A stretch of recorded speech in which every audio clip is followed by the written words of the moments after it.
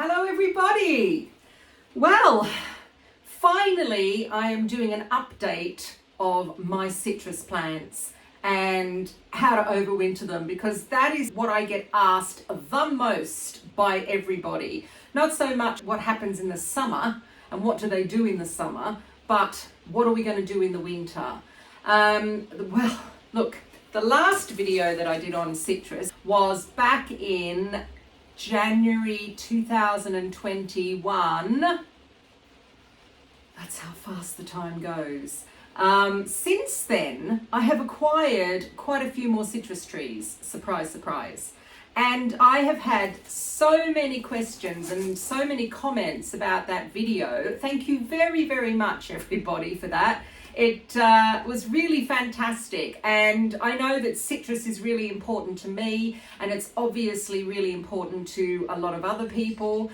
And because we are in the Northern Hemisphere and we don't really live in a Mediterranean climate, it is important to overwinter them properly. So anyhow, if you're new to this video, you might want to go and have a look and see the other video, which I think I'll put in. I think it's up that way. I hope so. And you can have a look and see what I said back then. So the main thing that has changed is I have this structure now. I was overwintering my citrus in my basement, which was fine, but actually not ideal for citrus, and that is because of the light. So since then, I had this greenhouse built. It's a lean-to greenhouse that's coming off. That there is the back of my garage, and it is absolutely fantastic. It's a really, really strong structure. So the one thing about this greenhouse is that it maintains heat really well, even through the winter. It's very different to your normal kind of aluminium greenhouses that you've got. All right, aluminium greenhouses are not really frost-free. That's one thing that I need to let you know. And it's quite important that, let's talk about the first thing. Okay, let's talk about temperature. Citrus, whilst you can leave them outside for the winter against either a south-facing wall or something that's going to retain the heat behind it, if you really want good flowers and fruit and growth, you really, really need to bring them inside. So you can either bring them, if you've got a really small plant, you can bring them inside your house, put them on a south-facing windowsill, and do it that way. If you've got bigger plants, then you will have to try and find another space to put them in. Most people put them in conservatories. I explained in the other video that sometimes conservatories can be a little too dry for them, and we get these big temperature ups and downs. Citrus really doesn't like, I would say, being under about 4 or 5 degrees Celsius. If you do want them to produce, you really, really do need to bring them in somewhere. And this is one of the questions that I got asked quite a lot, was if I bring my citrus into a greenhouse, will that be enough for it? Hopefully, if you don't live somewhere where it's snowing and there's frost, lots and lots and lots of frost, yes, that would be fine. If, however, there are going to be nights where it is going to be super, super cold, you can do a few things. You can put fleece over the citrus. That's fine. That will work. You can put 2 or 3 layers of fleece if you want to. You can prepare your greenhouse by putting bubble wrap on the inside of the greenhouse or some kind of insulation. It's very popular nowadays to do that because a lot of people are bringing stuff in, more kind of tender, exotic stuff into their greenhouses. So you can do that as well, and that should also help. You can heat your greenhouse if you want to.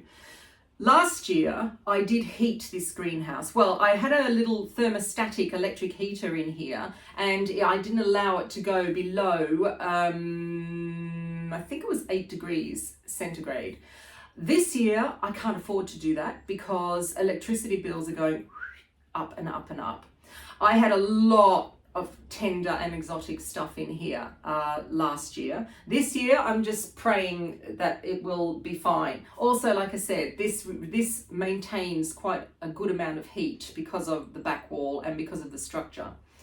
If you want to heat your greenhouse, by all means do it. That's fantastic. There's some great ways of doing it. You can get yourself some tea lights, put them on a brick, raise them, and then over the top you can, these tea lights that go for like 8-10 hours, and then you can put a terracotta pot over the top of that, and that will maintain heat for a certain amount of time. It is great. You can get the little paraffin heaters. You can get more, again, electric. You can get these kind of bar heaters as well, and you can do it that way. I find that the only thing that really needs heat all the time through the year are kumquats, because kumquats need a lot of heat to flower. So if you have a kumquat, and I've got two, I've got a normal one and I have one called a line quat. If you've got any of those, you can keep them inside all year round. That will work for you. The next thing that I was asked was, I've just brought my citrus in this time of year, October, November, and all the leaves are falling off. What am I doing wrong? Well, the reason for that is probably temperature differences. Isn't it funny? If we were living in a Mediterranean country or even Australia, I wouldn't be having this conversation with you about temperature differences. But for some reason, because we don't, we have to treat our citrus so special when we bring them in and take them out. Okay, so if you're going to bring your citrus in and the temperatures are already starting to drop, I mean, we're now starting to get like 10 degrees, 12 degrees, and you start bringing them right into a house that's being heated, because our heating is on now, you probably will start stressing the plant out. You'd think, oh, but hang on a second, I'm bringing it into a warm location, I'm not going to stress it out. Well, you will, sorry, but you will. And yes, the leaves may start dropping off. Don't worry about it, because the plant's probably not going to die. It's just not going to look that great. It will be a little bit bald. Ideally, it would be great if you could start bringing your citrus in early mid-October. That would be good, because that starts to kind of get them used to, well, it depends on actually when you put your heating on, because if you put your heating on then, maybe not, maybe you'll have to bring them in a bit earlier. But to bring it into an atmosphere that has not got real hot central heating, and a lot of people like to have very, very warm homes, that would be more preferable for the citrus, and then the leaves probably won't fall off. They can, acclimatize to what's going on.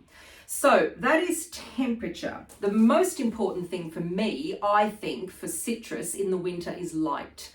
They need lots and lots and lots of light. So me putting my stuff in the basement was okay up until end of January, and then I had to bring them out. And I didn't have any greenhouses at that point in time. I only had a greenhouse on my allotment. So I had to bring them out, put them on the patio very, very close to the house. And they were okay. They lost a few leaves, but they were okay.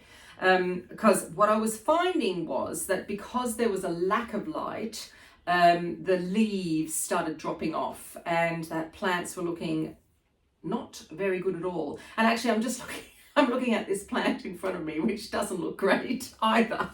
My citrus is all around me at the moment, and when I look in my mirror here on the camera, I can see how I have neglected them. That's very naughty. But as saying that, even though I've neglected them, I've got amazing fruit on some of my citrus. Don't you love citrus? Yes. Okay. So that is light.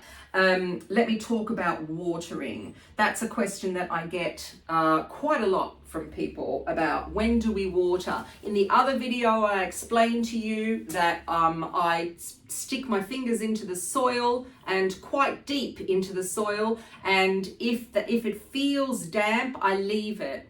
most citrus like to be underwatered rather than overwatered. I would say most of the deaths, citrus deaths, is overwatering. The other thing is also, don't leave your citrus standing in water as well. So if you've got a tray underneath it, make sure that that is emptied. What I try and do is with my citrus is, I mean, I'm lucky because in here I've got gravel, but I would put it on some kind of little feet, you know, just to lift them up and off the ground. And I would water from above, let it, and water really, really well. Let it all drain out completely, and once it's all drained out completely, then I would put it back in situ. Inside as well, if you are going to water and you're going to water in these little pan things, let the water accumulate on the bottom of that, and then you need to tip it out because they really, really don't like to be overwatered. Another thing I get asked is, when do you know they need watering other than sticking your fingers in the soil? There are a few things that you can look out for. One is the actual fruit. So the fruit is going to be the first thing that sucks the water up. So if you have a plant, like I've got this little calamondon here, and this was inside, this was on my windowsill above my sink in the kitchen. This here, I know when this is underwater because the fruit starts kind of getting very shriveled up and dry, and so that's when I water it. I stick my finger in, but that is the telling factor for me. The other thing is also the leaves will start drooping down as well. Don't worry about that. You're not killing the plant, but that is the time you need to water. Other than that, please don't water. The other thing that's really interesting about citrus plants, which I have found out, is that in my other video, I always mention that it's a good idea to use rainwater to water your citrus plants. I've done quite a bit of research on this actually, and in actual fact, every now and then it's quite good to use tap water, and that is because you give them the added calcium that they need. That was a revelation for me because I always thought you need to use rainwater, but every now and then, good old tap water, excellent as well. Don't overwater, please. In particular, Maya lemon and a lot of lemons. Lemons don't like to be overwatered. They would rather be underwatered. It's really, really important, especially for the winter. Okay, now the next thing I want to talk about is feeding. So citrus are really greedy, extremely greedy plants, and they love to be fed constantly throughout the year.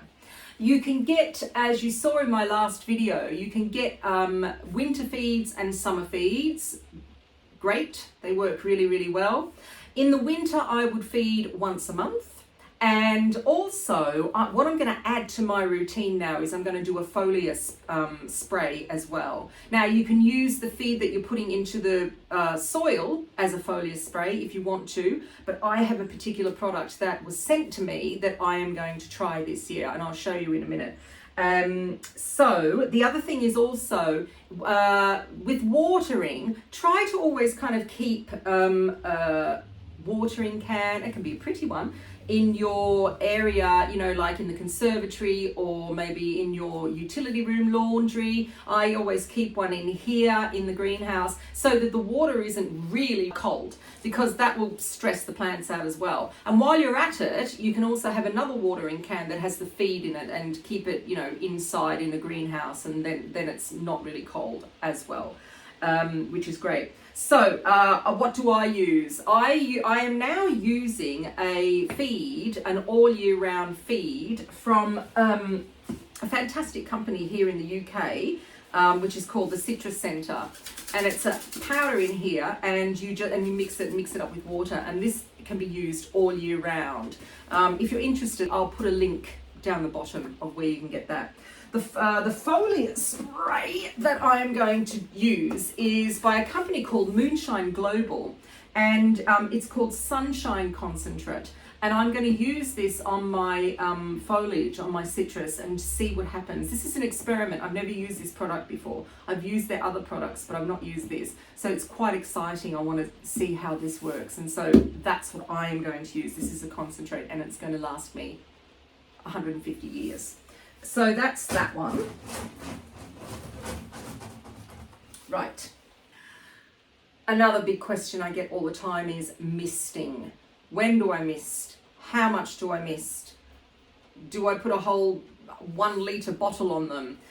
Okay, so the thing with misting is, as I explained in my other video, is it's trying, if you've got your citrus in a very, very dry atmosphere, like in your house or in your conservatory, and you've got central heating on, they hate it. They need to be somewhere where it's a little bit humid. So that's why I say to mist. I was misting every day when I had the plants inside. However, if you've got them outside in a greenhouse like this, or you've got them in an aluminium greenhouse, there's enough condensation, and I can see that the condensation is starting in here because it's raining outside, for them to have the humidity that they need. And sometimes on these temperature gauges, not on mine, but on other ones, you can get like a humidity gauge as well, just to see how much humidity there is in there. And that's what I mean by misting. But see, I'm going to be using a Foliar Spray anyhow, and that also will stop your pests, which tend to be things like red spider mite, not so much the caterpillars because they'll come anyhow, and green fly, scale, etc. And if you miss them, then you're not going to have that problem, especially red spider mite as well. All right, let's talk about pruning. So citrus plants don't really need much pruning at all, unless you want it to look very, very pretty. They tend to kind of be good looking plants anyhow. But if you do have a kind of straggly old plant, you can prune it back. The other thing you can also do is you can tip prune as well, and just take out tips if you want something that a better shape for them as well. I was asked by someone about do citrus trees sprout from older growth lower down? Say for instance you've got a standard citrus, which is a stem with the citrus on top, and you don't want to have a standard anymore. You want to actually have a proper bush. So do they actually sprout? Yes, they do. And I've got an example here. This was a standard, so this is a lemon, and I nearly gave up on this plant because it was looking awful. So what I did was I repotted it in the spring and let it go, and now it has re-sprouted, and whilst the leaves aren't looking great, I've got little lemons on it. I don't even know what variety it is. And I just want to show you one thing on this. So here it is. This is my lemon. And you can see on this stem here, I've got all of this growth coming. This is new, this growth here, that's completely new, just there. And I've got more coming. Now, what I want to show you is, and I'm going to come up closer to the camera. Oop. Just here is the graft. Most citrus are grafted onto the lower stem here, and as you can see, I have got some stalks coming out of the graft. They are going to come off straight away because I don't want, that works a little bit like a rose, I don't want anything below the graft coming. Anything above is fine. And let me show you my little lemons. Look, oh wow, smells great. So there you go. That's that. Don't give up on your citrus, because they will sprout from old stems, from old wood, and just give them a chance, and yeah, you won't have a problem with that. So let's talk about pests. In my other video I talk about pests and how I like to use neem oil. Now I haven't used a lot of neem oil lately because there's a lot of disagreeing about neem oil. A lot of people say that we shouldn't use neem oil on things that we eat. and that it works across the board, so it kills a lot of insects, including the ones that you want to off your plants. And to a certain extent, I agree. So what have I done? I'm very lucky because I haven't really had any pest problems on my citrus. Thank goodness. Otherwise, I might be saying something completely different. But no, the main pests on citrus are red spider mite, which kind of happen at the end of the winter into spring, and really love, like I said, dry atmospheres. So keep misting your plants all the time. You might need to give the leaves a little bit of a wash, which is quite a nice thing to do because they smell fantastic. What else have we got? Aphids. I had aphid problem, didn't I, when I was in the basement? I don't have any aphid problem at the moment. They don't do a great deal of damage. And the other one is scale. And as a result of scale, sometimes you can get this a sooty mold as well. Now, the sooty mold isn't going to really affect the citrus tree, but the scale insect might. They're very stubborn. You probably will have to get under the leaves and pull those off. And you will might find them also on the stems. They do like the stems as well. I am going to give Moonshine Global another plug. I found this company because I was having problems with my aubergines this year, and they had red spider mite, and I was just devastated because last year they got this verticillum, I think that's how you say it, wilt. So I had no aubergines. Anyhow, so this is how I found Moonshine Global, or they found me actually. They got in touch with me and said that they had this product which was incredible for any kind of insect. So I said, oh, okay, great, give it to me, I'll try it. And I must say, I use it on my aubergines and it works. But what it does is it doesn't actually kill the insect. It just makes what they're sitting on less palatable for them. So they then go somewhere else, which is fabulous. And again, okay, this is a concentrate. Big thing, isn't it? This is called Moonshine Bio, and this is what I use now on everything. It's absolutely wonderful. I don't have to care about killing anything because I'm not. And yay, everybody, yay. If you want to go down the track of using pesticides, that's completely up to you. Whether you want to, there are a lot of organic ones out there that you can use. You can continue using the neem oil as well. I'm not going to dictate to you what you shouldn't be doing. So that's pests and diseases. The next thing is I want to show you all my new citrus. So since seeing you last time, I have acquired some very interesting things here. I've got this lemon that I showed you, and I think I've had this last time. It was sitting, if you ever look at the video, it's sitting behind me in the window. That's how bad it was looking. So hello, here it is. The other thing that I've got which is really interesting is this thing in front of me. And this is called a Buddha's hand. Look at it! That's amazing! Mind you, it's got hardly any leaves left on it, which I'm not surprised because all the energy is going into this thing, and it is absolutely gorgeous. So that's that one. I'm really happy with that. That's my Buddha's hand. Behind me, I've got a little kumquat. Nothing much is happening to that one, but I do have lime quats. Let's get that one. There we are. There. That's called a lime quat.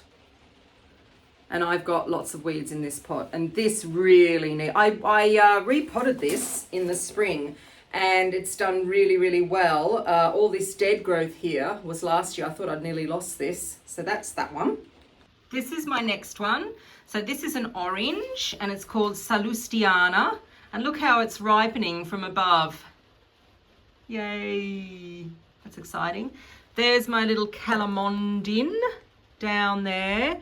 Here is my finger lime, which seems to be very popular with YouTube people. They like my finger lime. Look at this one down here. Ooh, that's a biggie. Let's go back here. Here is my bergamot, which is new this year. Something's had a nibble on the leaves, as you can see. So that's my bergamot.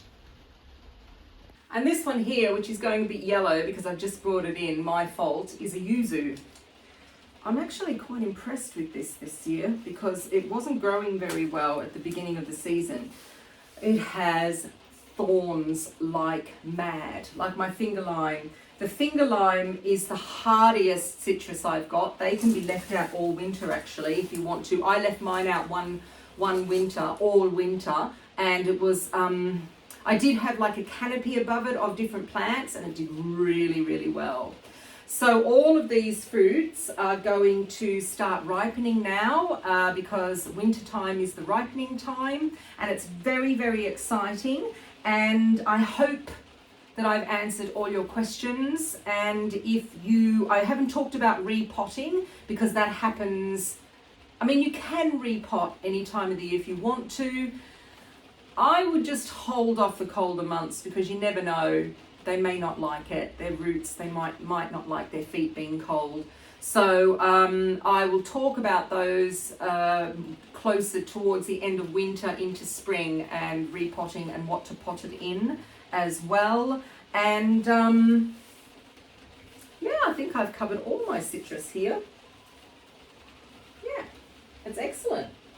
There we go. So thanks again for watching, everybody. I hope that you do really well with your citrus for the winter and enjoy when it starts flowering. I can see here that my bergamot here is got flowers on it, and I've also got some flowers on this orange as well.